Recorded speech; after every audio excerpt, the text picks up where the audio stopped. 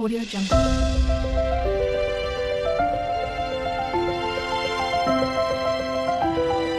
Audio Jungle.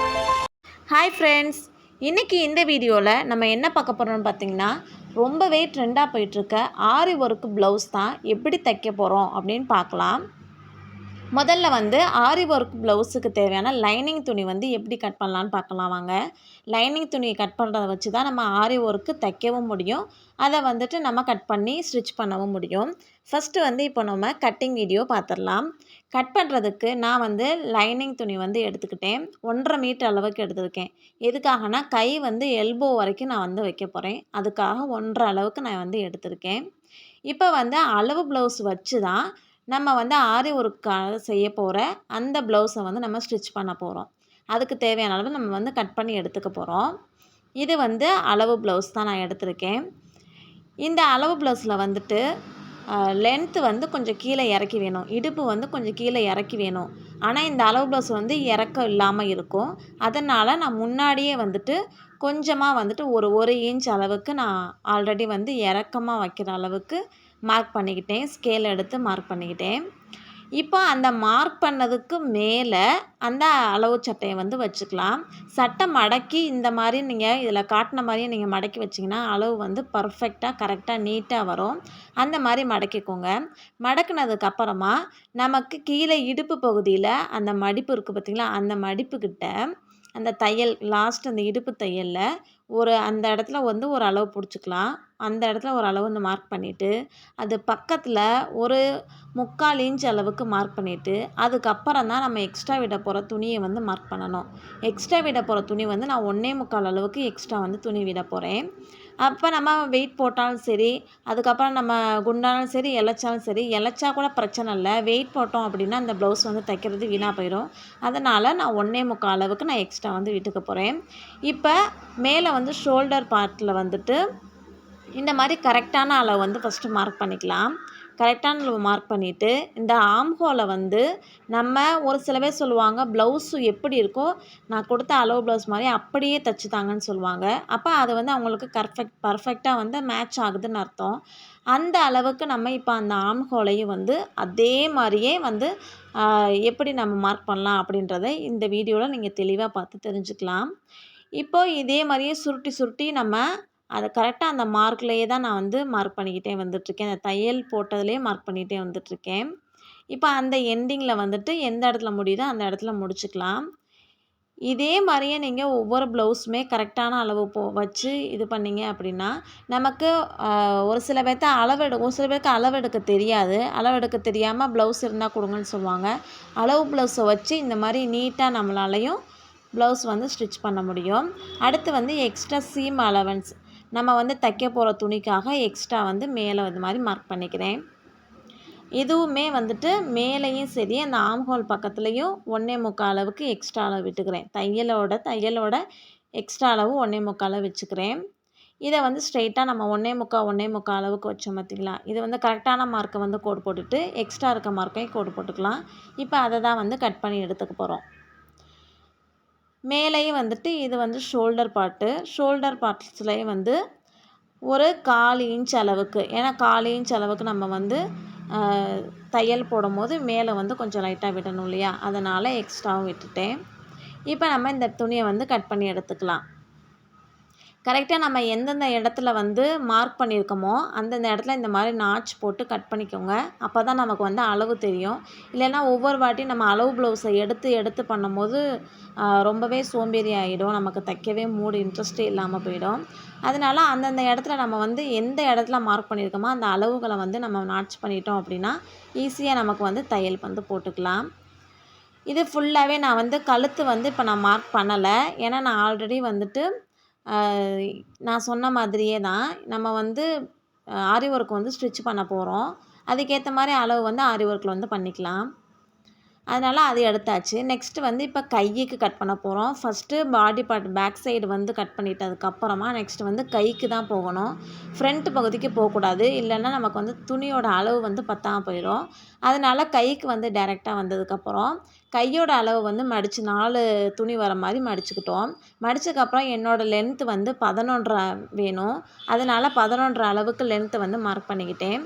அதுக்கப்புறம் இப்போது முன்னாடி வந்துட்டு ஒரு 1/2 இன்ச் அளவுக்கு முன்னாடி மார்க் பண்ணிவிட்டு இதே மாதிரியே துணியை நல்லா நீவி விட்டு அதுக்கப்புறம் கீழே உள்ள அளவு வந்து மார்க் பண்ணிக்கலாம். இப்படி நம்ம மார்க் பண்ணோம் அப்படின்னா கரெக்டாக நம்ம பர்ஃபெக்டாக வந்து அளவுகள் வந்து வந்துடும். இப்போ அந்த ஆம் ஹோலுக்கிட்ட நம்ம மார்க் பண்ணதையும் அதுக்கு மேலே இருக்கிறத மார்க் பண்ணி இந்த மாதிரி 2 கோடு போட்டுட்டு இந்த மாதிரி ஷேப் வரைஞ்சால் மட்டும்தான் நமக்கு கரெக்டான ஷேப் வந்து கிடைக்கும். இல்லைன்னா ஷேப் வந்து ஒழுங்காக வராது. கீழே வந்து அளவு வந்து 5.5 வருது. அதனால் 5.5 மார்க் பண்ணிக்கிட்டேன். அதுக்கு இங்கிட்டு வந்து எக்ஸ்ட்ரா துணி விடுற அளவு 1.25 சொன்னேன்னா அதே மாதிரியே 1.25 அளவு கையிலையும் வந்து எக்ஸ்ட்ராவே துணி விட்டுக்கிறேன். கீழேயுமே வந்துட்டு ஆம் ஹோல்கிட்டையும் 1.25 அளவு கரெக்டாக இருக்குது. அதனால் அந்த அளவே மார்க் பண்ணிக்கிட்டு இப்போ நம்ம எக்ஸ்ட்ரா உள்ளதை கட் பண்ணி எடுத்துக்கலாம். இப்போ கட் பண்ணதுக்கப்புறம் எந்தெந்த இடத்துல நம்ம மார்க் பண்ணோமோ அந்த இடத்துல நாச் வந்து கட் பண்ணிக்கணும். இது ரொம்பவே மெயின், ரொம்பவே முக்கியம்.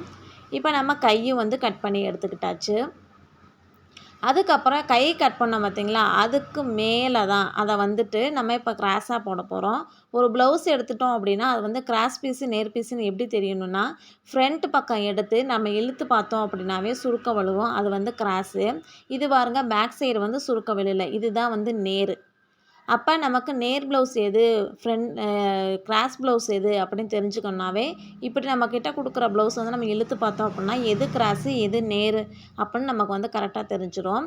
இப்போ என்னோடய ப்ளவுஸ் வந்து இது கிராஸ் ப்ளவுஸாக இருக்கிறதுனால நான் வந்து கிராஸ் பீஸாக வந்து போட்டுக்கிட்டேன். நம்ம கிராஸ் பீஸாக எப்படி போகிறோம்னா நம்ம பேக் சைடு கட் பண்ணோம் பார்த்திங்களா, அந்த துணியை அப்படியே எடுத்து கிராஸாக வந்து துணியில் வந்து மடித்து வச்சுக்கணும். இப்போது பேக் சைடுக்கு போன அந்த 1.5 மீட்டரில் பேக் சைடும் கட் பண்ணியாச்சு, கையும் கட் பண்ணியாச்சு. அது போக மீதி நடுவில் உள்ள பீஸ் இருக்குது பார்த்திங்களா, அந்த நடுவில் உள்ள பீஸ் தான் ஃப்ரண்ட்டுக்காக நான் இப்போ வந்து எடுத்துக்கிட்டது. இப்போ ஃப்ரண்ட்டு வந்து எப்போதுமே நம்ம மார்க் பண்ணும்போது கொக்கி சைடு எது இருக்கோ அந்த கொக்கி சைடில் உள்ள அளவை மட்டும்தான் நம்ம எடுத்துட்டோம் அப்படின்னா ப்ளவுஸ் வந்து ரொம்பவே கரெக்டாக நீட்டாக வந்து வந்துடும். அதனால் கொக்கி சைடு உள்ளதை மட்டுமே எடுத்து நீங்கள் மார்க் பண்ணிக்கோங்க. அந்த கூக் போடுற பட்டியை எடுத்து அந்த பக்கத்து நம்ம மார்க் பண்ணோம் அப்படின்னா அளவு எல்லாமே தப்பாக போயிடும். கொக்கி பக்கம் எடுத்து நம்ம கரெக்டான அளவை வந்து மார்க் பண்ணிக்கணும். இப்போது கழுத்துக்கிட்ட வந்து நம்ம கழுத்து அளவு வந்து மார்க் பண்ணிக்கிறோம். அந்த கொக்கி பட்டி எங்கிட்டு இருக்கோ அந்த அளவுக்கு வச்சு மார்க் பண்ணதுக்கப்புறமா இந்த மாதிரி கழுத்தை வந்து நான் வந்து மார்க் பண்ணி எடுத்துக்கிறேன். இந்த கொக்கி பட்டன் தான் நான் வச்சுருக்கேன். இப்போ அளவு வந்து அந்த அளவு நான் மார்க் பண்ணிவிட்டு அதுக்கு மேலே தான் எக்ஸ்ட்ரா வந்து தையலுக்காக கட் பண்ணுற பீஸு. இப்போ வந்துட்டு இந்த அளவில் இந்த கொக்கி பட்டியில் வந்துட்டு சென்டரில் வந்து ஒரு டாட் பிடிப்போம் பார்த்திங்களா, அந்த டாட்டை வந்து ஃபஸ்ட்டு மார்க் பண்ணிக்கணும். அதுக்கப்புறம் ஒரு 1 இன்ச் அளவுக்கு மார்க் பண்ணிக்கோங்க. அதுக்கப்புறம் ஒரு 1.5 இன்ச் அளவுக்கு மார்க் பண்ணிக்கோங்க. இதே மாதிரியே மார்க் பண்ணோம் அப்படின்னா எல்லா ப்ளவுஸுக்குமே கரெக்டான அந்த அளவு வந்து கிடச்சிரும், ஃப்ரண்ட்டு வந்து கிடச்சிரும். இது வந்து கொஞ்சோண்டு வந்துட்டு அந்த டாட் பிடிக்கிறதுல கொஞ்சம் போயிடும்.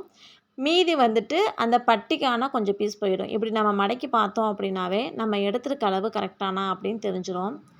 ஏன்னா நம்ம பட்டியிலேருந்து அந்த மேலே இருக்கிற கழுத்துக்கு ஃப்ரண்ட்டில் இருக்கிறது தான் நமக்கு வந்து அளவு.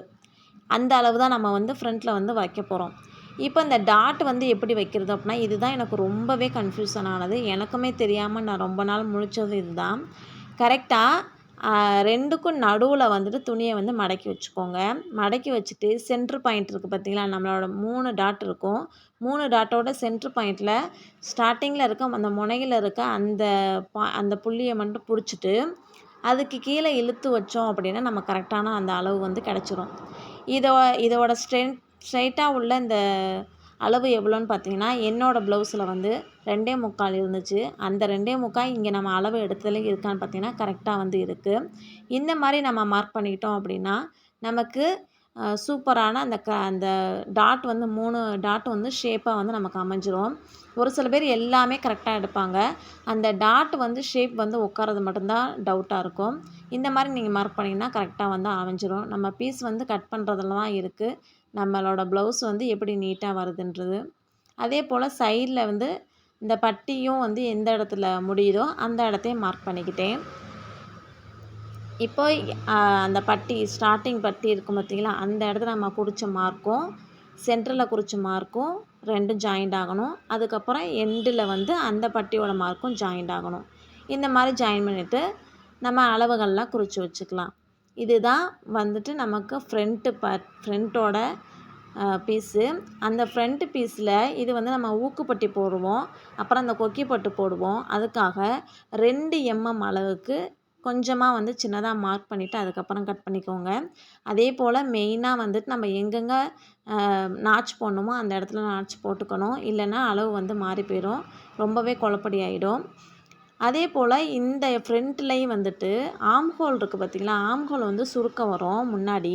அந்த சுருக்கம் வராமல் இருக்கணும் அப்படின்னா இதே மாதிரியே நம்ம அளவு எடுக்கிற பார்த்திங்களா, அந்த அளவு எடுக்கிறதுலையும் அந்த அளவு துணியிலையுமே இதே மாதிரியே முன்னாடி வந்து கொஞ்சமாக குழிவாக வந்து நம்ம வெட்டிக்கிட்டோம் அப்படின்னா அந்த புஷ்ஷுன்னு வந்து எந்திரிச்சு நிற்காமல் இருக்கும். இந்த குழிவாக இருக்கிறதுலையும் வெட்டணும், அதே போல் கையிலையுமே வந்து வெட்டணும்.